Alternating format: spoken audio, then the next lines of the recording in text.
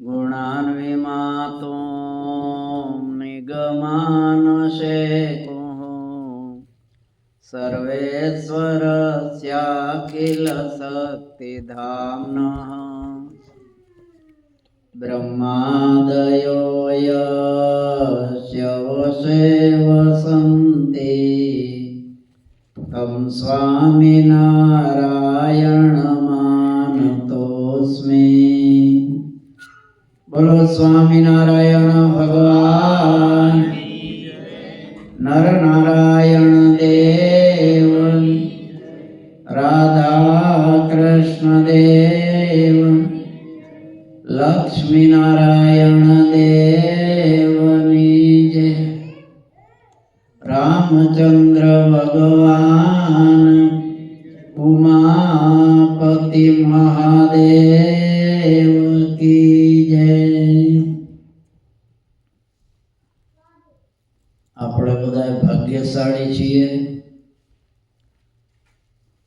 કે એક તો આપને ભરતખંડમાં જન્મ મળ્યો છે, એટલે ભરતખંડનો કોઈ પણ હોય ને એનામાં આસ્તિક ભાવ તો પડેલો જ હોય। એકા સાકાર માનતો હોય કે નિરાકાર પણ માનતો હોય ખરો। કોઈ માતાજીને માને, કોઈ રામને માને, કોઈ હનુમાનજીને માને, કોઈ સ્વામિનારાયણનું ભજન કરે, કોઈ કૃષ્ણ ભગવાનનું, પણ ક્યાંક ભગવાનની સાથે જોડાયેલો હોય અને એના કારણે એ સંસ્કારો આપણામાં રહેલા હોય। માનવ જન્મ વારંવાર મળતો નથી। શાસ્ત્રમાં લખ્યું છે કલ્પાનવે ગતે કાલે ત્રિશુભીર સાર્ધ કોટિભિઃ પરિમિત્ય ચ જીવોયમ માનવત્વમ પ્રપદ્યતે। 3.5 કરોડ કલ્પ જાય ને ત્યારે માનવ જન્મ આપણને મળે છે। એમ ન માનતા કે માનવ થયા એટલે ફરી પાછા માણસ જ બનશું। સારા કર્મ હશે તો ઠાકોરજી માનવ બનાવશે, પણ હવે પશુના જેવું જીવન હશે તો પશુ માનવ, પણ જીવન પશુના જેવું જીવતા હશું તો રામાયણમાં તુલસી મહાત્મા કહે છે પશુ ગણતા નર ગયડો સિંહને પૂછ, હરિ ભક્તિ વિના કે છે ધીક દાઢીને ધીકમો છે। ભગવાને પશુ બનાવો તો પણ ભૂલમાં માનવ બનાવી દીધો। ક્રિયા તો પશુના જેવી છે। પશુને નાવા ધોવાનું ન હોય, પૂજા પાઠ કરવાની ન હોય, માળા ફેરવવાની ન હોય, ભગવાનનું ભજન કરવાનું ન હોય, તે ખાવાનું કઈ ઠેકાણું ન હોય। પશુને જે ખાવાનું આવ્યું એ ખાવા માંડી જાય। હવે એવું જ જો આપણું જીવન હોય તો બ્રહ્માથી હવે મારે આમાં સુધારો કરવો પડશે, કારણ કે તને માનવ બનાવ્યો પણ સિંહને પૂછ કરતા ભૂલી ગયો છે। હવે ફરી વાર પાછું હું ચોંટાડી દઈશ, પછી પશુઓનીમાં અનંત જન્મો સુધી રખડવું પડે છે। પછી માનવ જન્મ ક્યારે મળે? કલ્પાનવે ગતે કાલે સાર્ધિ કોટિભિઃ 3.5 કરોડ કલ્પ જાય ત્યારે ફરીથી માનવ મળે છે જન્મ। હવે 3.5 કરોડ કલ્પની એક બાજુ મૂકો, એક કલ્પ ક્યારે થાય? તો બ્રહ્માના એક દિવસમાં આપણા 8 અબજ અને 64 કરોડ વર્ષ જાય છે। એવડો બ્રહ્માનો દિવસ એને એક કલ્પ કહેવામાં આવે છે। બ્રહ્માના એક દિવસમાં 1000 સતયુગ, 1000 દ્વાપર યુગ, 1000 ત્રેતાયુગ, એક કળિયુગ જાય છે। એટલે કેટલા? 8 અબજ ને 64 કરોડ વર્ષ, એને 3.5 કરોડે ગુણી નાખો। તમારા મોબાઈલમાં આંકડા આવશે, કોમ્પ્યુટરમાં આવશે, ત્યારે માનવ જન્મ મળે છે। એટલે મહારાજે આપણને કીધું વચનામૃતમાં સમજ્યા. મહારાજ કે આ જીવ છે સમુદ્રનું પાણી છે ને કેટલું માનું ધાવણ ધાયવો છે. તો એ ઉપરથી ખ્યાલ કરી લ્યો કેટલા જન્મો આપણે લીધા હશે પશુ પક્ષીમાં જ્યાં ત્યાં, અને ભગવાને દયા કરીને માનવ બનાવ્યા છે. અને માનવ તો બની જઈએ, પણ હવે પાકિસ્તાનમાં જન્મ થાય તો માનવ તો કહેવાય.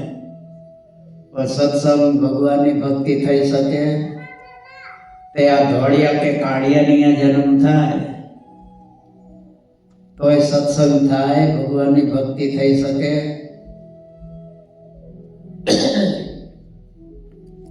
તે આમ તો માનવ નોળિયાને માનવ ગણવામાં આવે છે, ઉંદરને માનવ ગણવામાં આવે છે, રીંછને માનવ ગણવામાં આવે છે, વાંદરાને માનવ ગણવામાં આવે છે. અને એ બધાની ક્રિયાઓ જોજો માનવના જેવી જ હશે. ચાલવું હોય ત્યારે પગ તરીકે ઉપયોગ કરશે, ખાવું હોય ત્યારે હાથ તરીકે. એ માનવ છે. હવે કદાચ ભગવાને આટલા કલ્પને અંતે માનવ બનાવ્યા પણ વાંદરો બનાવ્યા તો માળા ભજન થશે. અને એમાં ઇન્ડિયામાં મતદારીના હાથમાં આવી ગયા તો ચારે બાજુ ફેરવે ને નચાવે. તે રીંછ બન્યા તોય ભગવાન ભજાશે, તે નોળિયા ઉંદરમાંય ભજાશે નહીં. શું? એટલે ભગવાને આપણા ઉપર એટલી બધી અનહદ કૃપા કરી છે કે માનવ તો બનાવ્યા, પાછા સત્સંગમાં જન્મ આપ્યો, સત્સંગનો યોગ આપ્યો, સત્સંગી મા બાપ થકી આપણો જન્મ થયો. આટલી બધી ભગવાને આપણા ઉપર કૃપા કરી છે. એટલે સ્વામી કહે છે પશુ તણે પંક્તિ મેલાવી દેહ મનુષ્યની દીધીજી, જ્યાં ત્યાં તારી રક્ષા કીધી તેનું ભજન ન કીધું જી. પશુની યોનિમાં ભટકતા હતા ત્યાંથી ભગવાને દયા કરી માનવ બનાવ્યા. માનવ બનાવ્યા પછી આપણી રક્ષા કરે છે ક્ષણે ક્ષણે. બધી બાબતની ભગવાન આપણી ચિંતા કરે છે. બાળકનો જન્મ થાય નહીં ત્યાં સુધી સ્તનમાં દૂધ ન આવે, જન્મ થાય એટલે તરત જ ભગવાન દૂધ મૂકી દે છે ને, કે આપણે મૂકવા ગયા હતા. તે જ પ્રમાણે પાછું દૂધ ઉપર ક્યાં લગી રહેશે, એટલે ભગવાન પાછા દાંત આપી દે કે દૂધમાં ક્યાં સતી પાસે દાંત આપે. એટલે વળી પછી બિસ્કીટ ને બીજું ત્રીજું ખાય, પણ એવું ક્યાં લગી ખવડાવવું, એટલે એ દાંત પાછા પાડી નાખે, દૂધિયા દાંત કહેવાય. નવા દાંત આપે. પછી ચણા ખાવા હોય, ડાળિયા ખાવા હોય તો ખાઈ શકે ને. આ બધું આપણે ચોખ્ઠું કઈ જાય છે દવાખાને કરાવવા કે ઠાકોરજી આપે છે? અને ડોક્ટર કદાચ કરી દે તો મફત કરી દે ખરું? તે આપણને ભગવાન કેટલું આપે છે. બધી અનેક પ્રકારના ફળ ફૂલો બનાવ્યા, ખાવા માટે અનેક પ્રકારના અનાજો બનાવ્યા. વગર બધા મેં વાય વાયરો દિન બંધુના દાન જોને. પવન ભગવાન આપે છે, કઈ રાતી પાઈ ખર્ચવી પડે. એક સૂર્યનો લેમ્પ ઉદય થાય કેટલા દુનિયાના ખર્ચા બચી જાય. તો ઠાકોરજી ત્યાંથી બિલ આવ્યું ક્યારે, અને આ લાઇટનું બિલ ન ભરો તો આવે કે નહીં? વગર બધા મેં વાય વાયરો. પાછો વરસાદે ભગવાન કરે પણ બિલ આવે, અને એની પાણી પાછા મ્યુનિસિપાલિટી વાળા આપે તો પૈસા લઈએ. એટલે આ બધું કોણ આપે છે? ભગવાન આપણને. આપણું શરીર એ ચલાવે છે, અંદર બેઠા છે. શિક્ષાપત્રીમાં મહારાજે કીધું, હૃદયે જીવવત જીવે અંતર્યામી તયા સ્થિત. આપણો દેહ છે એમાં આત્મા ન હોય તો કઈ કરી શકે? એ આત્મા છે, જીવાત્મા, એ અંદર ભગવાન હોય તો કરી શકે, નહીતર ન કરી શકે. એટલે એમાંય ભગવાન રેલા છે. હવે એ આત્મા છે કેટલો? શાસ્ત્રમાં બતાવ્યું, માથાનો વાળ છે ને એની આગલો અણીનો ભાગ, એના 100 કટકા કરો અણીના ભાગના, તો એ છેલ્લે 100 કેટલો રહીએ? આ જીવાત્માની અંદર એવો છે. એની હાથીના ઉદરમાં હોય, એના હૃદયમાં, તો કેટલો બળવાન થઈ જાય. સિંહની અંદર હોય તો કેટલો એથી બળવાન થઈ જાય. અને કીડીમાં હોય તો પાછો નમાલોય થઈ જાય ને. પણ એ બધાયમાં એમાંય પાછા ભગવાન રેલા છે. એટલે અણુ અણ્યાન મહત્વ મહાન. વેદ ઉપનિષદમાં કીધું ભગવાન કેવા છે? અણુ અણ્યાન, અણુ કરતા ઝીણા નાના છે. અને મોટામાં હોય તો મોટામાં મોટું છે, એ બધાય કરતા મોટા ભગવાન છે. એ ભગવાન આપણા માટે નાના થઈ અને આપણી અંદર રેલા છે. આપણું અહીંયા આવ્યા, અહીંયા ભગવાન પધરાવ્યા, એટલે પછી આ એક આપણે અત્યારે ભગવાનનું મંદિર માનવાનું છે. મહારાજે વચનાત્મા કીધું, જ્યાં ભગવાનની મૂર્તિ ત્યાં અક્ષરધામનું મધ્ય જાણવું. અત્યારે અહીંયા આપણે મહારાજને પધરાવ્યા એટલે અહીંયા અક્ષરધામ થઈ ગયું. અત્યારે શું? ભગવાનના દર્શન કરી પગે લાગી પછી આપણે સભામાં બેસવું જોઈએ. એમનો મનાય કે આ સ્કૂલ છે. ભગવાન આવ્યા એટલે ભગવાન એકલા નથી આવતા, પાછા મહારાજની સાથે બધા સંતો હોય, આચાર્ય હોય, એ બધા આપણને દેખાય નહીં પણ એ બધા હોય સાથે. એટલે એમને નમસ્કાર કરીને બેસવું પડે, નહીતર એમનો અપરાધ થાય. સીધા આવીને ખુરશીએ ન બેસી જવાય. એમને પ્રણામ કરી પછી બેસવું પડે. અને પાછું દર્શન કરીએ ત્યારે ઉમાનંદ સ્વામીએ કક્કો કર્યો છે ને, કીર્તનાવલીમાં હશે, કકા કડીમાં એ છે તાર. શું? એમાં બીજો ખ છે, જોવું નથી આપણે પણ છે એમાં. સમજ્યા? એમાં ખ છે, એના માટે શું લખ્યું છે? ખખા ખાલી હાથે જાય, દેવ દર્શનનું ફળ ન થાય, દસુંદ દેવ તણી જે ખાય, ખખા ખાલી હાથે જાય. અહીંયા આપણે આવ્યા તો અહીંયા ઠાકોરજીની પાસે કાંઈક મૂકવું પડે, પૈસો. ઇન્ડિયામાં તો મૂઠડીએ લઈ જાય, અહીંયા મૂઠડીની કિંમત નહીં. ઇન્ડિયામાં પેટી રાખી હોય ગલો. શા માટે? કે તમે જો અહીંયા આવ્યા ખાલી હાથે જશો, કાંઈ મૂક્યા વગર. શિક્ષાપત્રીમાં મહારાજે કીધું ને, દેવના દર્શને જવું, રાજાના દર્શને, સંતના દર્શને ખાલી હાથે કીધું છે ને. એક ભાઈ રોજ હાથમાં થેલી લઈને આવે. તે સંતે તમે કાંઈ લેતા તો નથી ને હાથમાં થેલી કેમ? તો કે મહારાજે કીધું છે ને, ખાલી હાથે ન જાઓ. ખાલી હાથે ન જાઓ એટલે થેલીનો રૂમાલ રાખવાનો. ખાલી હાથે ન જાઓ એટલે ઠાકોરજી પાસે કંઈક મૂકવું જોઈએ. એ જો ન મૂકો, ખાલી હાથે આવ્યા તો ખાલી હાથે જવાનું થાય. તમને કાંઈ ફળ મળે નહીં. ધૂન કર્યું, કીર્તન કર્યું, કથા સાંભળી, પણ એનું ફળ કાંઈ તમને મળશે નહીં.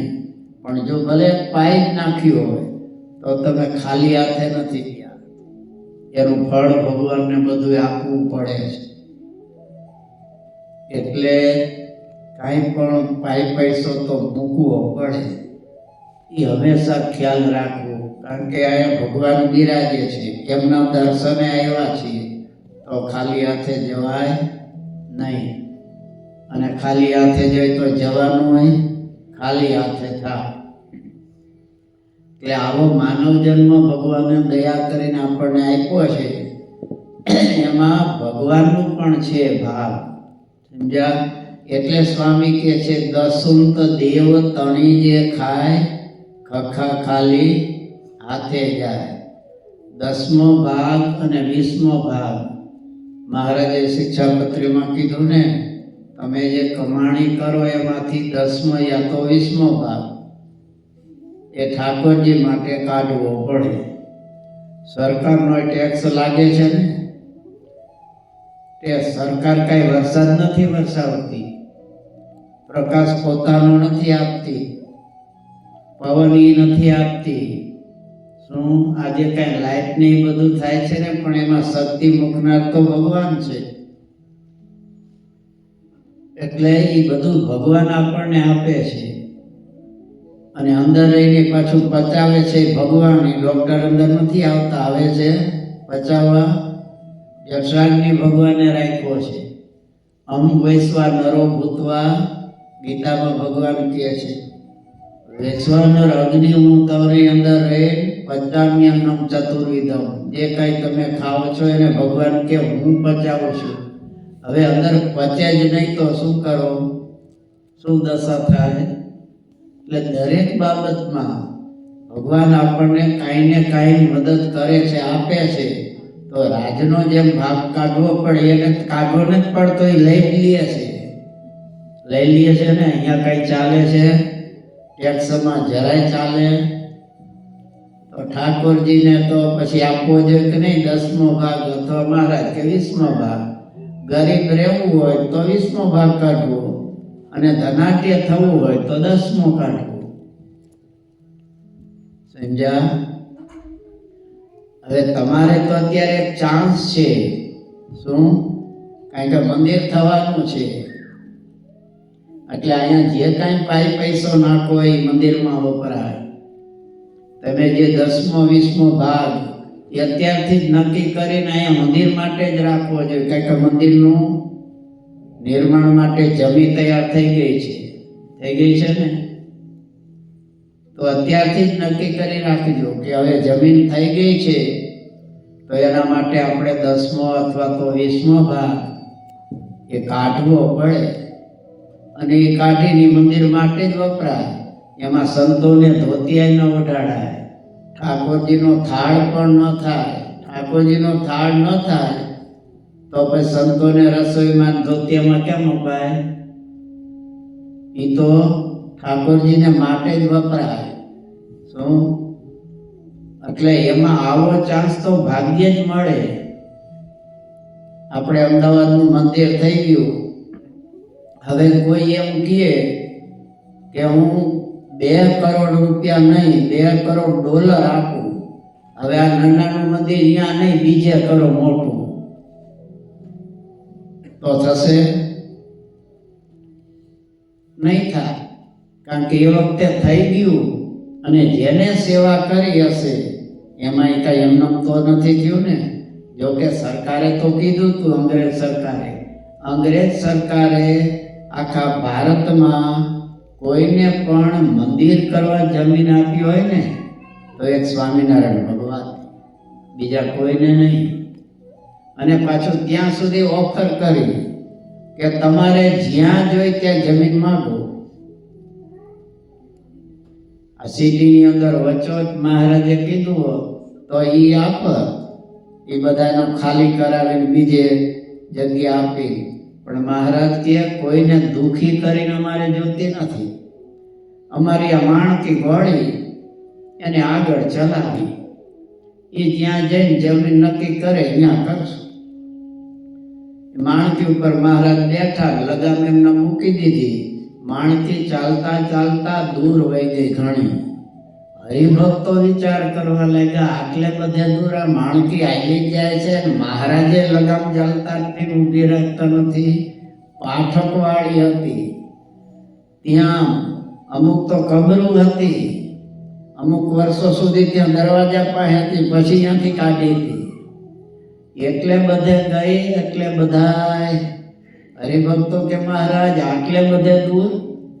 મહારાજ કે જો માણકી અહીંયા ખાતમુહૂર્ત કર્યું, આમ પગ કર્યો એટલે અહીંયા જ મંદિર થાય.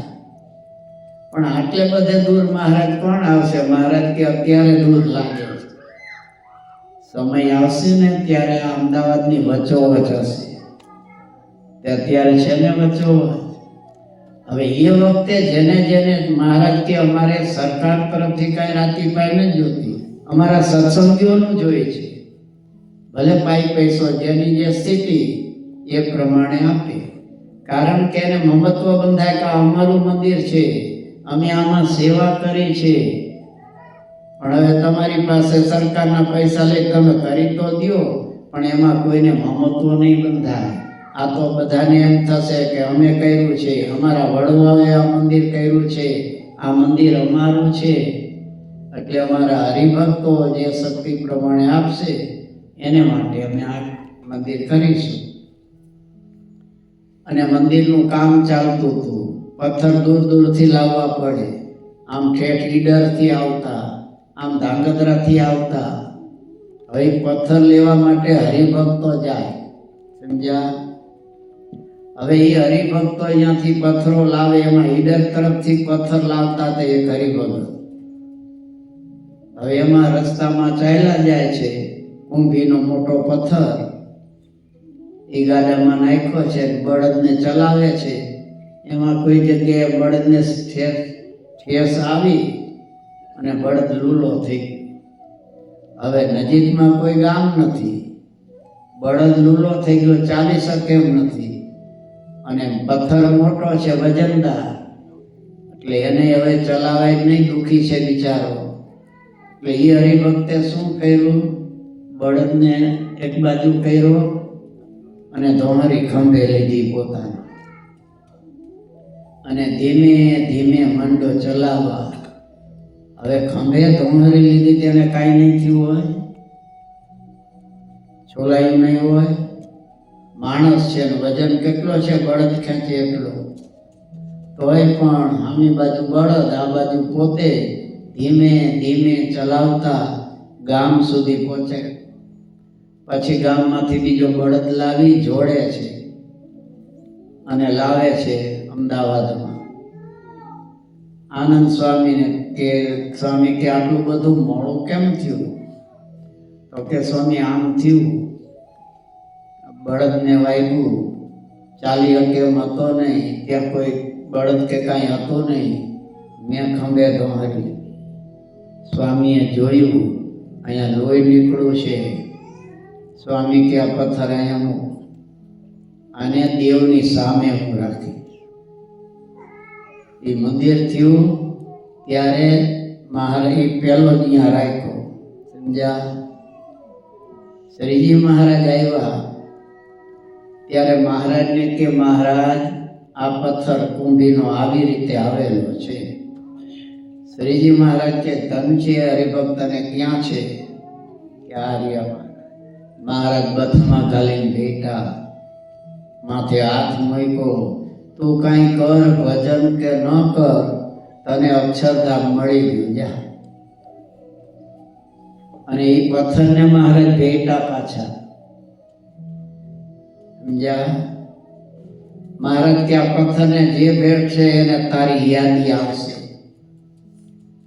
તે અત્યારે એ ચાંદીથી મઢેલો છે, મહારાજશ્રીએ એમને ભેટે છે. બધાય હરિભક્તો એના દર્શન કરે છે અને એ હરિભક્તને યાદ કરે કે આ પથ્થરને કેમ ભેટવાનું છે. હવે એ પથ્થર જ્યાં સુધી રહેશે એ તો ધામમાં પહોંચી ગયા, પણ એના વડવા તો અહીંયા હશે ને, એના પેઢીના માણસો તો એ જેટલા અહીંયા આવશે, ભજન કરશે, કીર્તન કરશે, એનું ફળ એના જે વંશજો છે એને મળશે. એ મંદિરમાં જે જે સેવા કોઈ પણ કરશે એને જે કોઈએ સેવા કરી હશે એના વંશજો તો અહીંયા હશે જ ને. એ તો બધા ધામમાં પહોંચી ગયા, પણ એમના વંશજોને મળે છે એ બધું એનું ફળ કાયમ. એમાં ધૂન થાય, કીર્તન થાય, સત્સંગ થાય, પારણ થાય, યજ્ઞ થાય, જે કાંઈ થાય બધું એનું ફળ ભગવાનને એને એ મંદિર રહે ત્યાં સુધી આપવું પડે. એટલે મંદિર થાય ત્યારે જે સેવા કરીને એક બેંકનું બેલેન્સ થાય છે. જેમ મા બાપ કોના માટે કમાય છે? છોકરા માટે ને. તે ત્યાં વિદેશમાં તો પાછું કેટલું મૂકી જાય, 3 પેઢી સુધી ખૂટે નહીં એટલું પેઢીનું કરતા જાય છે ને. એમ મંદિર થાય એટલે તમારે સમજવું તમારી પેઢીનું અમે કરતા જાય છે. અને આ તો કાયમ રહેવાનું, તમારા મકાન કે કાંઈ રહેવાનું, યારે આવવાનું. અને આ મંદિર થશે ને એમાં સેવા કરી હશે એ તમે મકાન બનાવ્યું અને રહેવા ગયા એક દિવસમાં તો મૃત્યુ થઈ ગયું. પછી એમ થાય આટલા રૂપિયાનું ખર્ચ કર્યું બંગલાનું અને હું તો રહી ન હોય, કહ્યું મારું તો મરવાનું થયું. એ અંત સમય પછી યાદ આવી જાય ને બંગલો. પછી બાપા અહીંયા આવે રહેવા, સમજ્યા? પછી રાતે આંટા મારે, કાન કણો થઈને આવે, કાં ભૂત થઈને આવે ને અવાજ કર્યા કરે. પણ ઈની મકાન મંદિરને ભેટ આપી દે અને પછી એ મકાન યાદ આવે તો સીધો અક્ષરધામમાં પહોંચી જાય ને. મકાન તો એના હતું, પણ ઠાકોરજીને આપ્યું એટલે દિવ્ય બની ગયું, નિર્ગુણ બની ગયું. સારામાં સારી ઘડિયાળ હોય અને મરતી વખતે એમ થાય 2 દી પહેલા જ લાવ્યો ના એટેક આવ્યો, હવે તો મરવાનું, તો એ ઘડિયાળમાં રહી જાય. પણ એના એ ઘડિયાળ ઘનશ્યામ મહારાજને આપી દે ને પછી યાદ આવે તો અક્ષરધામ મળી જાય કે નહીં? એ રીતે ઘરેણું છે, વસ્ત્ર છે, એ દિવ્ય વસ્તુ બની જાય. પછી એ યાદ આવે તો આપણને મોક્ષ થાય. એ ભગવાન ગમે એવો પાપી હોય, મહારાજ કે સમય અવસર શા માટે કરીએ છીએ? પાપી જીવ હોય એને પણ જો અંત સમય યાદ આવી જાય તો મહારાજ કે એને ભગવાનના ધામની પ્રાપ્તિ થઈ જાય. 56ના વચનામૃતમાં પ્રથમમાં મહારાજ કહે છે કે સ્વામિનારાયણ નામ એવું અંત સમયે જેને આવી જાય, ગમે એવો પાપી હોય અક્ષરધામમાં પહોંચી જાય. એક યાદ આવી જવું જોઈએ. તે આ મંદિર થાય એમાં જે કાંઈ તમે સેવા કરશો એ એક બેલેન્સ થાય તમારા માટે. અને મંદિરના કામમાં જેવા રાજી થાય છે ને ભગવાન, એવા બીજા કોઈથી નહીં. જપ કરો, તપ કરો, યજ્ઞ કરો, ઉપવાસ કરો, ચંદ્રાયણ કરો, એનાથી ભગવાન રાજી નહીં થાય. કારણ કે જે કાંઈ કરો છો તમારા પૂરતું કરો છો.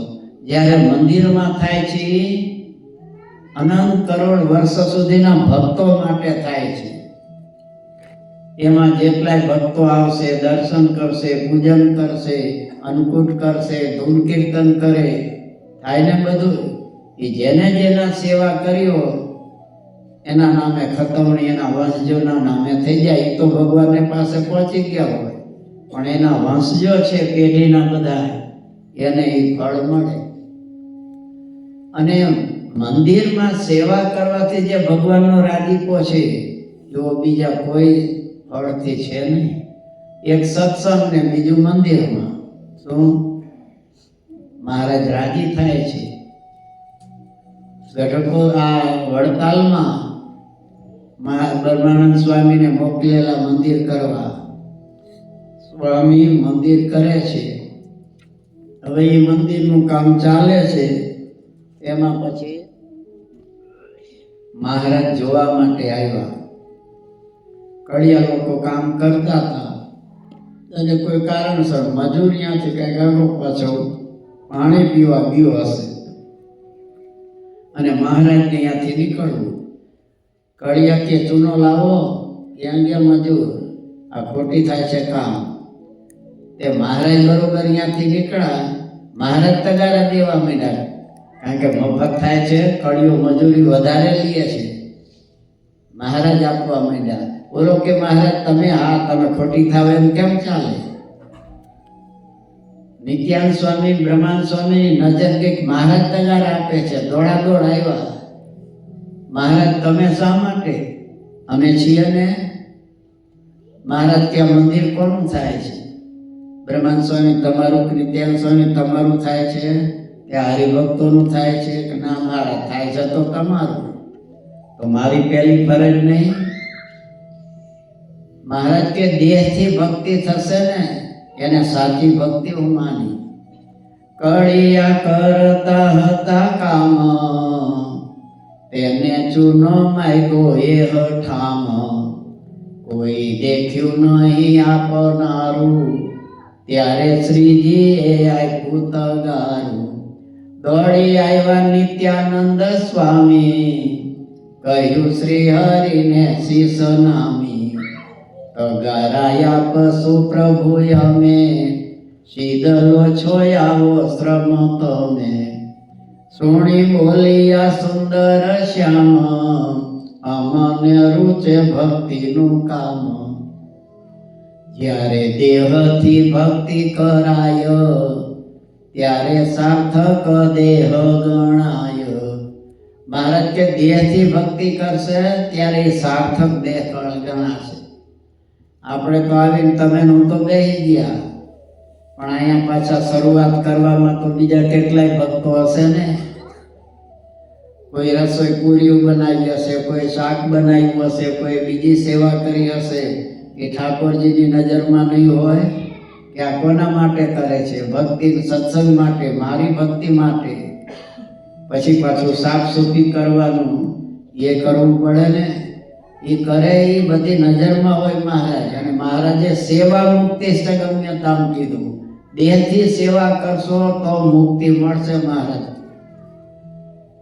પછી આ બધા હરિભક્તો કામ કરતા હતા, સંતો કામ કરતા હતા. હવે એ જમાનો ચૂનો આપે, કોઈ ઈંટું આપે, અને એ વખતે ધૂળવાળું ઈંટું હોય એના શરીરમાં ઉપર પડે, ઈંટું દેવા જાય ત્યારે ચૂનો કોઈને ઉડે. એક સંત છે એ તો ગાળો કરતા હતા, સમજ્યા? હવે આ બધાનું જોયું ને, મહારાજ એકદમ દોડ્યા. શું? કળિયા કરતા હતા કામ, તેને ચૂનો માગ્યો તે હઠામ. એવી રીતે મહારાજ પાછા અહીંયાથી આવ્યા બીજી વખત. અને કોઈ હરિભક્તો સંતો એના શરીર ઉપર ધૂળ ચારે બાજુ. એટલે મહારાજ એકદમ પ્રેમથી ભેટવા લાગ્યા, સમજ્યા? પ્રેમથી ઓલા કે મહારાજ પણ તમારા પિતાંબર ને વાઘા, આ જોવો તો ખરા ધૂળ ધૂળ મારું શરીર છે. એટલે હું નાહી આવું, પવિત્ર થાવ. પછી મહારાજ કે ના, એ તમારી ધૂળ બને અડવા દો, ભલે અડે. એ ધૂળ નથી, હું ચંદન માની. હવે એક સંતો ગાળો ખૂંદતા હતા. આટલા તો પગ એના ગાળાવાળા, હાથ ગાળાવાળા. મહારાજે જોયા ને અને એકદમ દોટ મૂકી ભેટવા. પેલા સંત કે મહારાજ પણ જોવો તો ખરા, મારું શરીર તમારા વાઘા બગડશે. મહારાજ કે ગાળો નહીં તે ચંદન ધારું. શું થાય ગારાળા વસ્ત્ર ને અંગ, હું તો તેને જ ભેટું મંગ. ગાળો વેળગો હશે જેને અંગ, હું તો તેને જ ભેટું મંગ. કોઈ સંત કહે સુણો નાથ, ગાળો ધોવું પછી મળો નાથ. કહે શ્રીજી રીજુ મન મારું, ગાળો નહીં તે ચંદન ધારું. ગાળો વેળગો હશે જેને અંગ, હું તો તેને જ ભેટું મંગ. આવા વચન શ્યામે સુણાવ્યા, ગાળો ચોપડીને કંઈક આવ્યા. બોલા સંતે પણ મહારાજ આ ગાળા વાળું શરીરને તમે ભેટો એ ઠીક નહીં. મહારાજ કે નહીં, પણ મહારાજ આ ગાળો તમારા શરીરમાં ચોટશે. મહારાજ કે આ ગાળો ચોટશે ને એટલે હું એમ માની કે મારા સંતે મારી ચંદનથી પૂજા કરી છે. જેને જેને ગાળો વળગ્યો હશે એને તું પ્રેમથી ભેટી. અને અહીંયા સેવા કરતા હતા ને બધાને મહારાજ પ્રેમથી 2-3 વાર ભેટે છે. જ્યાં ભેટાય ક્યારે? વાલ હોય તો જ ને શત્રુને ભેટાય છે. કેટલું હેત હોય ત્યારે ભેટે, બથું લઈને ભેટે ને પ્રેમથી. મહારાજ આમ ભેટે છે બધાને.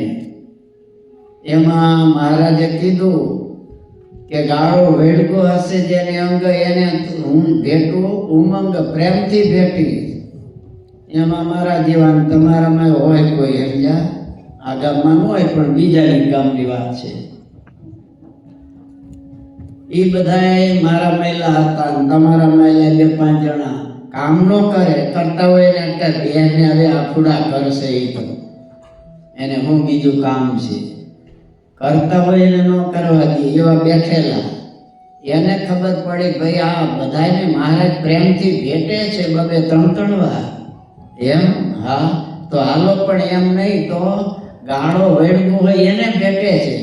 તો સંતોને હાથ ધોવાની ધૂળ હતી ને, તગારું ભૈરડિયા લઈ આવ્યો, બીજાએ પાણી નાખ્યું અને હાથે નામ પગે ચોપડી નાખ્યો. મહારાજ પાસે આવ્યા નજીક. મહારાજ અહીંયા જ રહ્યો, કારણ કે તમારા હાથે પગે ગાળો વેડવું ચોઈટો છે, મારા વસ્ત્રોનું બધું બગડશે.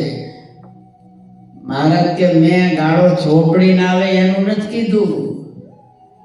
ગાળો આ સેવા કરતા કરતા જેને ગાળો છે વેડતો હશે ને એને ભેટવાનું કીધું છે, ચોપડી ના આવે એમ નહીં. એટલે આવાય હોય ભાઈ. હોય એ વખતે હશે તો અત્યારે તો કળિયુગમાં હોય જ ને ભાઈ. એ કરતા હોય એને ન કરવા દે. પણ એ મંદિરની સેવા આપણે મહારાજ બતાવે છે કે ભગવાનનો કેટલો રાજીપો છે મંદિરમાં જે સેવા કરતા હોય મંદિર માટે. કે તમારી મંદિર થવાનું છે, તનમન ધનથી આપણે બધું કરવું પડે ને. તો કેવો મહારાજનો રાજીપો થાય. આપણે બંગલામાં સૂતા હોય, આપણને ખબર ન હોય, આપણે તો ઊંઘી ગયા હોય, પણ ચોર આવે ને તો મહારાજ આપણા રૂપે દેખાય ત્યાં કે આ તો લોકો જાગે છે. લાઈટ બંધ હોય તો લાઈટ દેખાય, અંદર હરે ફરે મહારાજ હોય મહારાજ, પણ ઓલાને એમ થાય કે જાગે છે. આપણે તો 10 ઊંઘતા હોય, આપણને ખબર ન હોય. પણ આવી સેવા કરી હોય. નથી કહેતા વળવાના પૂન આડા આવ્યા ટ્રેકની એક્સિડન્ટમાં બચી ગયો, નહીતર ગાડી જુઓ તો માણસ ડ્રાઈવર બચે જ નહીં. પણ કે મોટાના પૂન આડા આવ્યા. તે પૂન ક્યાં? આ મંદિરમાં આમાં સેવા કરી હોય ને એ પુણ્ય આડા આવે એના વંશજોને બધાને. એનું ફળ એને બધાને મળે. ત્યારે આપણી સર્વ પ્રકારે એનાથી રક્ષા થાય છે. જ્યાં જ્યાં મંદિર થાય ત્યાં મહારાજ જાય તો તરત મને સેવા કરવા. ગઢપુરનું મંદિર ચાલતું હતું તો મહારાજે બધાને આજ્ઞા કરી કે આપણે બધા ઘેલામાં સ્નાન કરવા જાય છીએ. આ દાદા ખાતરના બળદો ગાડામાં પથ્થર તો લાવે છે, પણ આપણે સંતો હરિભક્તો ઘણા છીએ, તો બધા ત્યાં જાઓ ને ઘેલામાં નાહવા, બધા એક પથ્થર લેતો આવો. હવે એ વખતે લગભગ 2000 જેવા સંતો હતા. એક પથ્થર લાવે હવારમાં નાય તો કેટલા આવી જાય. તો મહારાજના દર્શને તો અસંખ્ય ભક્તો હરિભક્તો આવતા હોય ને. 2 વાર તો સંતો નાવા જાય. એક સવારે પૂજા કરવા માટે, પાછું 4 વાગે પાછું બહાર જવું હોય એટલે નાવા જવું પડે. કેટલા પથ્થર આવે. આ પ્રમાણે મહારાજે આજ્ઞા કરેલી. તોય પણ ઘણા એવા હોય પાછા મહારાજ એવા, આપણે તો કથા વાર્તા કરવાની. એ તો આ બધા અભણ્યા હારું બધા હારશે પથ્થર, એ ન લાવે. અને તમારા મહિલા હોય પાછા, આપણે તો શેઠ કહેવાય, આપણે કયા પથ્થર ઉપાડવાના હોય. પછી મહારાજે જાણ્યું હવે આ તો તકલીફ થાય છે, અમુક લોકો સેવા નથી કરે. મહારાજે આજ્ઞા કરી તોય નહોતા કરતા, તો આપણે કઈ તો કરે. પછી ગ્રંથમાં લખાઈ ગયું મહારાજ નાવા પધાર્યા સંતોને ભક્તોની સાથે. મહારાજ સ્નાન કર્યું એટલે મૂળજી બ્રહ્મચારીએ વસ્ત્રો સોનેરી પહેરાવ્યા, ઉપર સોનેરી પાક ધરાવી. પછી મહારાજે પથ્થર લઈ પોતે ઉપાડ્યો. પછી સોનેરી પાઘને માથે લીધો છે એક પથ્થરો નાથે. મહારાજે પથ્થર લીધો પછી બધા ક્યાં જાય? સંતો એ એક નહીં, એટલે બીજાને શીખવવા માટે મહારાજ લે છે. પછી સંતોય લેવા માંડે અને હરિભક્તો પછી લાગી જાય ને. એટલે એવી રીતે બરોબર છે. મહારાજ સેવા કરતા. વડતાલનું મંદિર ચાલતું હતું, એમાં કેટલી ઈંટો બ્રહ્માન સ્વામી અંદર ધરવી છે? 9 શેરની એક ઈંટ એવી 9 લાખ ઈંટો પાયામાં પૂરી છે. કારણ કે અહીંયા તો પથ્થર આવે જ નહીં ચરોતરની ભૂમિમાં, ઈંટું નાખવી પડે. તે ઈંટું લેવા જાય તો મહારાજે આ ઈંટું ઉપાડી. નિત્યાનંદ સ્વામી બ્રહ્માન સ્વામી કે મહારાજ અમને બધા લઈ છે ને તમે શા માટે? તો મહારાજ જો અમુક નથી લેતા, હું લઉં એટલે લઈએ. સમજ્યા? મહારાજે ઉપાડી 5 ઈંટો માથે. એટલે નહોતા લેતા સંતો બ્રહ્મચારી. એ હવે ક્યાં જાય? એ મીંડા લેવા, હરિભક્તો બધા મીંડા લેવા. થોડાક મહારાજ આવેલા એટલે બ્રહ્માન સ્વામી કે મહારાજ, આ નિત્યાનંદ સ્વામી કે મહારાજ મારે 2 ઈંટ ઓછી છે, મને 2 આપો ને.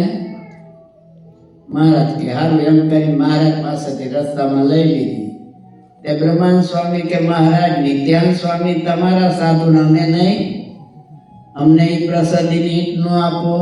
એને 2 આપી મને 3 આપો. મહારાજ કે હાલ્યો તમને આપી. એમ કરીને સંતોએ લઈ લીધી. પણ મહારાજે ઈંટું ઉપાડી ખરી તો ગ્રંથમાં લખાઈ ગયું. આવી સેવા કરતા. તે આપણે અહીંયા તો એવી સેવા ન કરવી પડે, પાયા ગાળવાની. ની તો અહીંના બધું કોન્ટ્રાક્ટર જ કરતા હોય.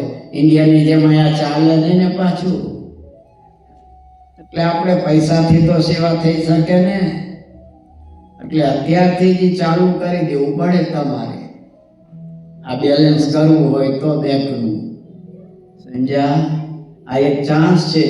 અને મંદિર થઈ ગયું કદાચ ચાલો 2 વર્ષમાં, અને પછી તમે કહો હું આટલા રૂપિયા આપું અને આથી થોડુંક મોટું કરો, આ પડખેની જગ્યા લઈ લો, પછી ફરીથી પ્રતિષ્ઠા કરી તો થાય? એકવાર થઈ ગયું એ થઈ ગયું, પછી એ લાભ મળે નહીં. એટલે મંદિર થતું હોય ત્યારે લાભ મળે એટલે સમજી જવું કે આપણા મોટા ભાગ્ય છે કે આપણને આ ચાન્સ મળ્યો. એ વળી પાછો કોરોનામાં બચી ગયા એટલે મળે. એ વખતે વયા ગયા હોત તો, અને કોઈનું હાલે એમ હતું, એ પોતાના હોય તો અડાય નહીં એવી સ્થિતિ હતી ને. એમાંથી આપને બચાવી લીધા છે કે નહીં ઠાકોરજીએ? ને તેમાં વયા ગયા હોત તો આપણે કરી શકત કાંઈ? તે એ જ પ્રમાણે અત્યારે આ ઉત્સવ ઉજવાય છે બધા. મૂડીનો ઉત્સવ 200 વર્ષનો ઉજવાયો, અમદાવાદનો ઉજવાયો, ભુજનો ઉજવાયો, વડતાલનો ઉજવાયો. હજી બધા શિક્ષાપત્રીનો ઉત્સવ હમણાં જ આવે છે. આપણે મૂડીમાં વસંત પંચમીએ, પછી અમદાવાદમાં છે. આપણે છીએ તો લાભ મળે છે ને. ત્યાં ન જઈ શકીએ તો કાંઈ નહીં, પણ યુટ્યુબમાં આપણને દર્શન તો થાય કે નહીં? ત્યાં કોરોનામાં ગયા હોત તો આ કાંઈ લાભ મળે? તે ભગવાનની કેવી કૃપા છે. નહીં તો ક્યાંક ફરિયાદ થાય એવું હતું? આ હાથ ભગવાને આપ્યા છે તો સેવા થાય છે ને. હાથ જ ન હોય તો શું કરવું? હાથ છે, પગ છે, અરે આંખ નો આપ્યો શું કરો? ફરિયાદ થાય એવું હતું ક્યાંય? કે આમ બીજાને આપી આંખું મને કેમ નહીં? આને 2 હાથ આપ્યા મને એક આમ કેમ અવડો આપ્યો? કાંઈ થઈ શકે? કે અરજી થાય? તે સર્વાંગે સાનુકૂળ ભગવાને આપણા ઉપર દયા કરી દેહ આપ્યો છે, તો આ દેહ કાંઈ આપણે એમ ન માનવું બૈરા છોકરાની સેવા માટે જ છે. પેલો તો ઠાકોરજીની સેવા માટે આપ્યો છે. બાકી બૈરા છોકરાનું પશુ નથી કરતા, એને તમારા કરતા જાજા હોય છે. ઓલી ભૂંડણ છે 6 મહિને વ્યાહ, ડઝન છોકરા હોય, તમારે હોય કેટલું હે. અને એને તો પાછું કેટલા એ મહારાજે લેખું વચનામાં પાડો હોય, એના રૂપવાન એવી અનેક ભેંસોને ભોગવતો હોય, હાંડ છે અનેક ગાયોને ભોગવતો હોય. તમારે તો એકને હાથવી આકરી પડે છે. એ તો અહીંયા તમે ભાગશાળી છો, હારા મળી ગયા તમને. બાકી દુર્વાસાની કદડી જેવા મળ્યો હોય તો ખબર પડે તમને કેટલી વિહે હો થાય છે. સમજ્યા? એટલે એને કેટલી છે, પાછું પત્ની જાજી, બાળકો જાજા, પાછું એટલા બધા હોય છતાં કોઈ એમનો કે હાડી લાવી દેજો કે લોકેટ લાવી દેજો કે. અને આ બધા તો છોકરાનો જન્મ થાય ત્યાર પહેલા ચિંતા થાય, પારણિયું લાવવું પડશે, આમ લાવવું પડશે, રમકડા લાવવા પડશે. આને બધાને ડઝન ને 2 ડઝન હોય, એકે નો માંગે, નો હાડી માગે, નો ચૂહણીઓ માગે, નો રમકડા માગે, નો ઘોડિયું માગે, નો લગ્ન કરી દો એમે કે, નો અમને ભણાવો એમે કે. જલસા તો એ તમારા કરતા વધારે નથી કરતા. આમ જુઓ તો છે જ ને. અને એ કપલ હોય છે પાછા, કાગડો કાગડી, ચકો ચકી નથી હોતા, એ માળા બાંધે છે. તમે બંગલા કરોડી નથી કરતા એની રીતે. એ તો એને છે પશુને વિષય ભોગવવા એને છે, પણ એને મુશ્કેલી એ છે કે ભગવાનનું ભજન નથી કરી શકતા. એને બુદ્ધિ ભગવાને નથી આપી, એ મોક્ષ ન મેળવી શકે. જ્યારે આપણને ભગવાને બુદ્ધિ આપી છે, મોક્ષ મેળવી શકે, આ કરવા યોગ્ય આ ન કરવા યોગ્ય, એ આપણને જ્ઞાન આપ્યું છે ભગવાને. તે ભગવાનની જ્યારે અનંત કૃપા થાય ત્યારે આવો માનવ જન્મ મળે છે. એ ભગવાને કૃપા કરીને આપણને માનવ જન્મ આપ્યો છે. અને એમાં એવા સમયમાં આચાર્ય મહારાજ શ્રી કૌશલેન્દ્ર પ્રસાદજી મહારાજ, લાલજી મહારાજ, ગાદીવાળા શ્રી, એમના આશીર્વાદથી આપણને મંદિરની જમીન તો મળી ગઈ. હવે ટૂંક સમયમાં હરવે એના માટે પાછું મંદિરનું નિર્માણ થવા માંડશે. જમીન આવી એટલે પછી મંદિર થવાનું જ ને. અને મેં સાંભળ્યું કે તાત્કાલિક 10 મિનિટમાં મળી ગઈ. તો એનો અર્થ એ તમે ભાગ્યશાળી છો. તમારું ભક્તિ, તમારી શ્રદ્ધા, તમારો સત્સંગ એ ભગવાને સાંભળો અને તરત જ ભગવાને સંકલ્પ થયો, તરત પાછી જમીન તો આપી દીધી.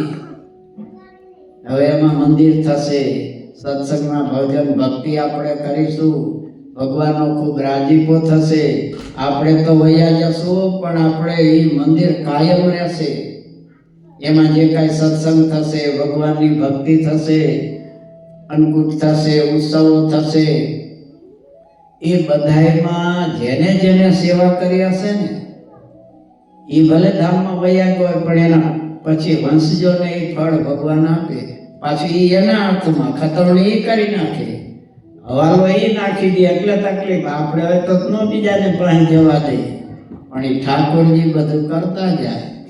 અને એ સેવા ધર્મ બતાવવા માટે જાતે ભગવાન આ સેવા બધી કરતા, આપણને શીખવવા માટે કે આવી સેવા કરજો, એનાથી ભગવાનનો રાજીપો થશે. એટલે ભગવાનની આપણા ઉપર દયા છે. આચાર્ય મહારાજશ્રીએ પણ બધાને જાજા કરીને યશવણ કીધા છે કે બધા હરિભક્તોને અમારા વતી યશવણ કહેજો. મહારાજશ્રીનો બધાએ તમારા ઉપર રાજીપો છે. હજી મંદિર નથી થયું ત્યાં સુધી તમે સત્સંગ કરો છો, મહિનામાં 1 વાર કરો છો ને, પણ હવે આ મંદિર થાય છે, જલ્દી થાય એ નિમિત્તે 2 વાર રાખો. સમજ્યા? એટલે તાજું એમનામ રહીએ ને 1 મહિનામાં તો ભૂલી જવાય આપણો સત્સંગ, પણ 2 વખત થાય તો ઘણો આપણને લાભ મળે ને. અને મંદિર નમી નિમિત્તે ચાલુ કરી દો ને 2 વખત, ભગવાને રાજી થશે અને એનું ફળ મળે આપણને. આમાં તો કઈ એમ થાય રવિવારે તમે કઈ મંદિર આ સત્સંગ નહીં કરો તો ટીવીના ડબલા સામે બેઠા રહેવાના, કઈ ઘેર તો ભજન નહીં કરવાના.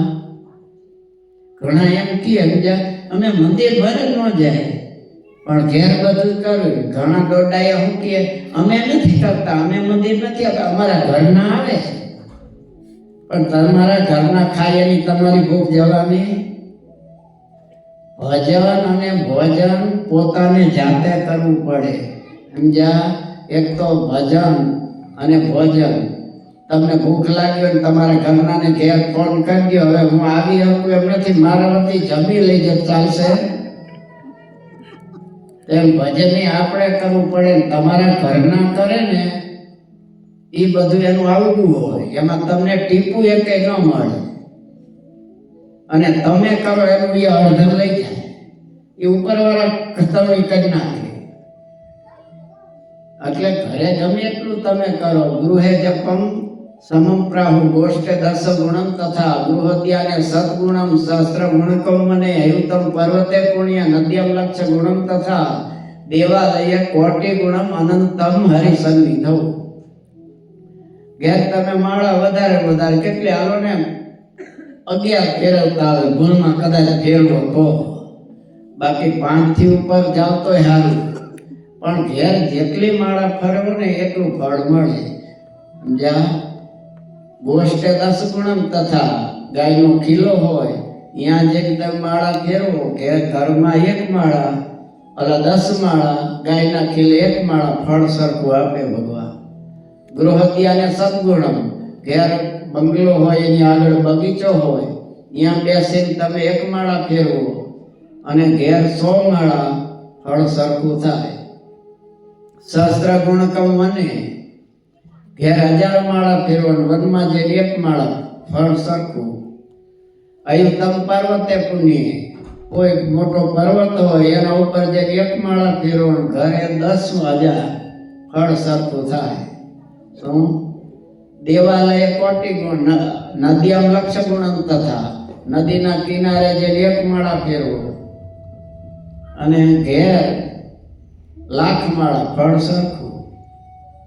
દેવાલય કોટી ગુણમ, ભગવાનનું મંદિર હોય એના ભલે પાર્કિંગમાં તમે માળા ફેરવો, ઘેર 1 કરોડ માળા અને અહીંયા 1 માળા, ફળ સરખું થાય. અનંતમ હરિસન્નિધૌ, અને ભગવાનની સામે ઊભા રહી અથવા બેસીને 1 માળા ફેરવો.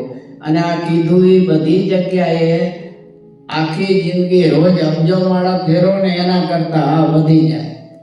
એમ મહારાજે સત્સંગી જીવનમાં અને શિક્ષાપત્રી ભાષ્યમાં લખ્યું છે. આ ગપ્પા માર્યા હશે કે સાચું હશે? ઠાકોરજીએ કીધું છે. અને ફળે એમને આપવાનું છે ને, તે આપણને તો આ મોટો લાભ મળે. બાકી ઘેર તમે કરીને કેટલું કરો? અહીંયા સહેજે થાય, ભગવાનનો રાજીપો થાય, સંતોનો રાજીપો થાય. અને એ બધા ઉપરથી જોતા હોય આપણને દિવ્ય દેહ કે આ કેટલું સુંદર ભજન કીર્તન સત્સંગ આવા દેશમાં રહીને પણ કરે છે. ભગવાનનો સહેજે રાજીપો મળે તો તમે બધા ભાગ્યશાળી છો. ભજન કીર્તન સત્સંગ કરો છો એમાં વધારો કરજો, ભગવાન રાજી થશે.